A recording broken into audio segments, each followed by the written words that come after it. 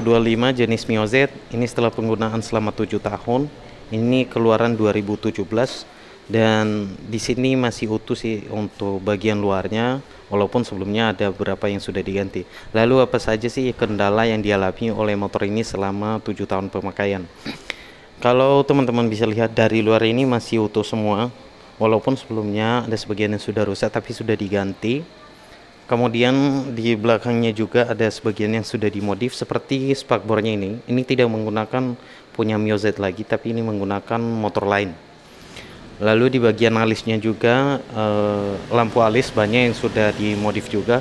Oke, kita mulai dari speedometernya. Ini speedometernya sudah 99.000. Dan sebelumnya ini speedometernya juga sudah pernah rusak entah berapa bulan ya, tapi sekarang udah diperbaiki lagi. Oke, yang pertama ini telah diganti di bagian mika speedometernya. Ini sudah diganti, sebelumnya sudah rusak. Oke, selanjutnya di bagian ini sudah pada dirubah juga. Ada tombol-tombolnya juga yang sudah ditambahkan seperti ini. Nah, ini tombol yang sudah ditambahkan. Kalau sebelumnya kan cuma bawaannya seperti ini. Nah, ini oh iya, kalau di Mio Z kan Mio M3 nggak ada tombol on off lampu ya. Nah, tapi udah diganti ya, maksudnya udah dimodif ya. Di sini ada tombol yang sudah ditambahkan juga. Oke, kita mulai dari bagian mesin. Jadi yang paling penting di motor itu kan bagian mesin. Apa saja yang sudah diganti selama 7 tahun ini? Oke, jadi motor ini sebelumnya bukan punya saya ya. Jadi saya belinya bekas dengan harga 5.800.000. Semuanya lengkap. Dan setelah saya beli, saya menggunakannya selama beberapa bulan, ternyata banyak kendala. Jadi memang dari awalnya, dari tangan pertama itu memang sudah ada kendala, lalu sekarang sudah saya perbaiki semua. Oke, apa saja kendala? Jadi kendala yang paling berat itu yaitu di bagian bearing kruk as ini. Di bagian sebelah magnet, di bandul sebelah magnet, di situ ada bearing, itu udah oblak. Nah, akhirnya sekarang sudah diganti, tapi saya gantinya langsung satu set di Yamaha resmi dengan harga sekitar 600 lebih untuk harga bandulnya.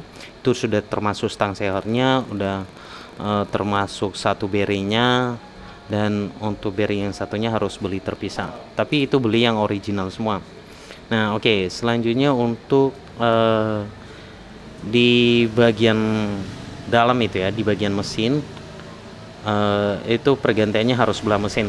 Terus di bagian blok juga udah diganti blok sama pistonnya. Nah, jadi di tangan pertama itu udah diganti juga pas saya buka. Jadi semuanya udah bukan original lagi. Nah, kenapa saya ganti? Jadi waktu itu suara motor ini seperti suara mesin diesel. Jadi pokoknya nggak karuan lah, tenaga masih ada tapi suaranya itu sangat berantakan, bikin nggak enak aja bawa motornya. Makanya saya ganti bearing yang di bagian kruk as. Nah, terus di bagian bloknya juga kendala setelah saya pakai, jadi saya menggunakan sekitar 20 km itu terasa berat. Nah, terasa berat, terus top speed juga susah, bunyi piston juga terasa, dan mesin juga cepat panas. Nah, setelah saya ganti, jadi pas saya ganti blok silindernya, di sini saya menemukan masalah, yaitu di bagian nozzle-nya atau jet olinya, di mana jet olinya itu udah patah karena sebelumnya menggunakan piston yang bukan punya Mio Z ini, dia menggunakan merek lain. Nah, kelihatan dari situ kalau saya cek lebih detail, ternyata ekor piston dari yang diganti sebelumnya itu berbeda banget dengan yang punya Mio Z, sehingga ekor pistonnya ini menabrak bagian nozzle atau jet oli-nya sehingga mengakibatkan patah. Nah, akhirnya saya ganti semua, saya standarin semua, saya beli blok dan pistonnya itu yang original dari Yamaha resmi. Itu habis sekitar, kalau blok ya sekitaran 400.000 semuanya ya. Nah, lalu kemudian di bagian CVT, oh iya sorry, jadi yang diganti tadi yaitu blok sama pistonnya. Nah, kemudian udah diganti juga bottle clap, kemudian klepnya juga diganti, semua saya standarin. Bottle clap ini diganti karena sudah oblak parah. Nah, di Yamaha resmi memang nggak bisa diganti, harus ganti satu blockhead langsung, tapi saya akalin, saya beli alatnya, kemudian saya langsung ganti sendiri untuk bottle clapnya yang original. Harganya juga lumayan, satu bottle clap itu sekitar 100 lebih. Kemudian clapnya juga saya ganti yang ori semua. Oke, di bagian mesin sudah, cuma itu aja yang diganti. Kemudian rantai ketengnya juga saya ganti, kemudian nokenas ya, nokenas juga diganti karena udah kena juga nokenas, dan cuma itu aja yang udah diganti. Kemudian di bagian CVT-nya itu yang diganti, saya ganti semua bagian puli depan, rumah roller, kipas, dan juga penutup rollernya. Begitu juga rollernya saya standarin semua, fan belt juga standarin semua, pokoknya sekitaran 500.000 lah semuanya bagian CVT-nya. Tapi bagian puli belakang nggak ada yang diganti ya. Kemudian saya menggunakan di sini kampas ganda NMAX. Nah, harganya sekitar 200.000 yang original. Oke, kemudian yang diganti lagi yaitu di bagian sok depan. Jadi sok depan ini udah diganti, yang diganti cuma per sama olinya doang dan seal, cuma itu aja. Untuk suling sok masih aman, kemudian asok, bambu sok masih aman. Ini yang masih dipakai sekarang, dan di sini sih udah mantap banget ya. Kalau lewat polisi tidur udah kayak motor yang baru ya. Nah, itu yang ganti saya semua. Jadi semua alat-alat itu saya beli, kemudian saya ganti. Karena sebelumnya udah pernah kena saya tuh di bengkel biasa, saya suruh ganti oli shot, tahu-taunya sekitar 2 hari malah bocor lagi, kemudian nggak enak. Akhirnya saya ganti sendiri, saya beli alat-alatnya sendiri. Jadi lebih enaknya motor Mio seperti ini harus punya alat sendiri. Jadi jangan andalkan ada mekanik, ada bengkel-bengkel gitu, karena terkadang bengkel juga mereka hanya mencari keuntungan tanpa mempertimbangkan bagaimana nanti kualitas pekerjaan mereka. Karena saya udah rasakan sendiri. Nah, itu yang diganti di bagian sok depan. Nah, kendala selanjutnya itu di bagian ini. Mungkin hampir semua jenis Mio 125 ini pasti lembek banget. Nah, kemudian di sini udah saya tambahkan besi di sini. Memang sudah patah tapi saya jahit, kemudian saya tambahkan besi di bawahnya.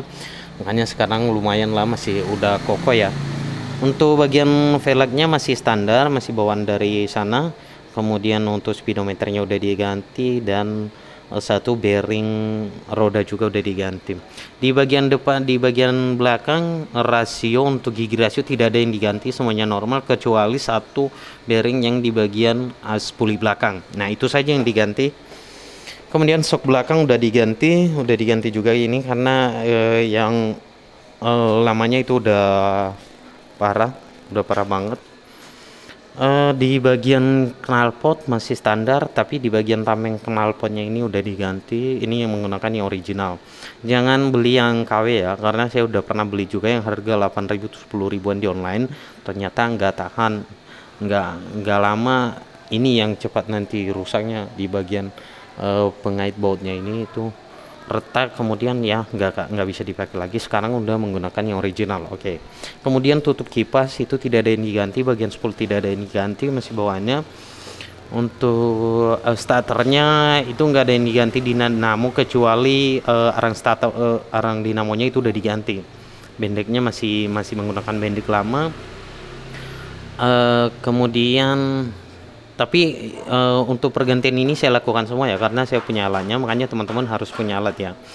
Terus di bagian belakang ini bannya masih menggunakan ukuran standarnya itu untuk Mio Z, karena velgnya yang tapak lebar dia menggunakan 100/70 dan ini menggunakan 170 yang di belakang. Hanya saja udah diganti, yang sebelumnya itu menggunakan ban dalam, sekarang udah menggunakan ban tubeless dari merek FDR. Oke.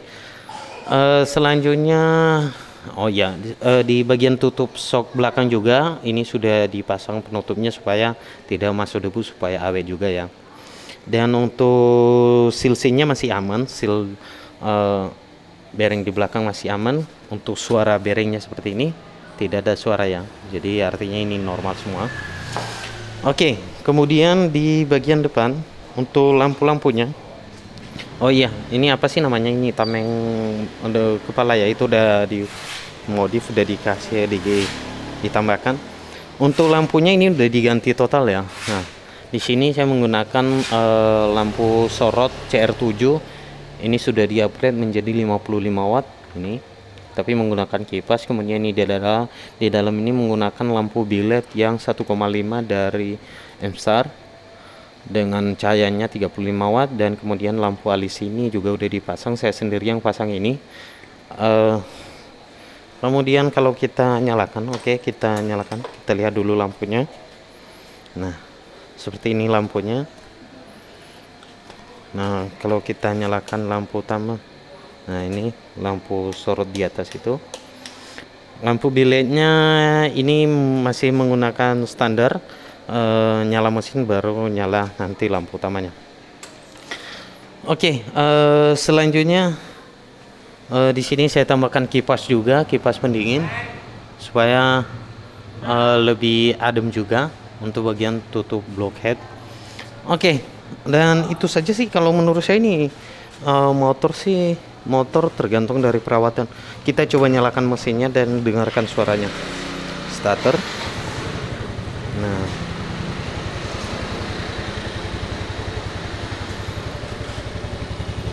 oke, suara mesinnya seperti ini. Setelah di standarin semua, suaranya mesinnya seperti ini, dan untuk kecepatannya masih tembus saat berboncengan itu bisa tembus 100 km/jam, dan kalau nggak berboncengan bisa sampai 110. Kemudian apa lagi ya yang ditambahkan? Oh iya, di sini ini menggunakan termostat. Di sini mengukur suhu dari mesin.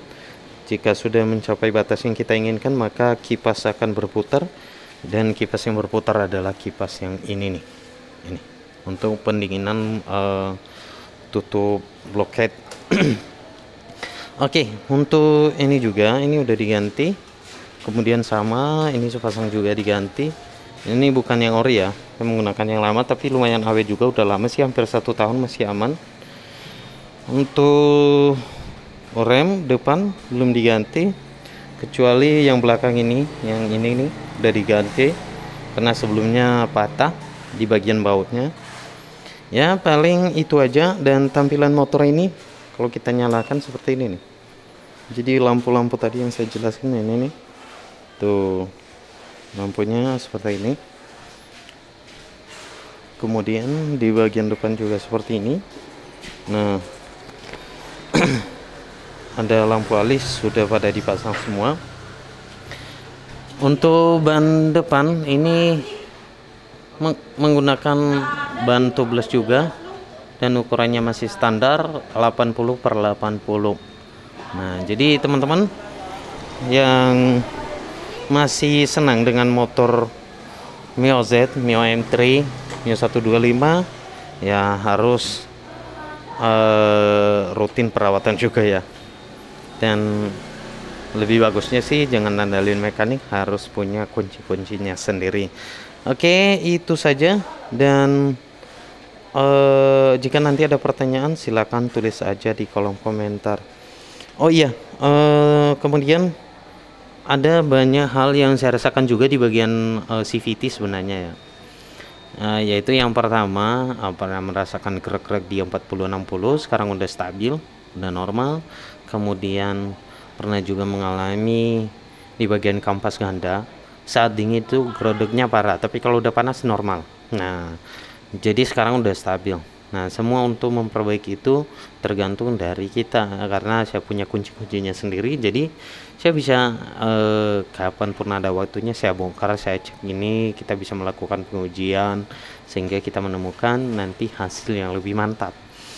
Oke, jadi itu saja. Nanti kalau ada pertanyaan silakan tulis saja di kolom komentar. Terima kasih.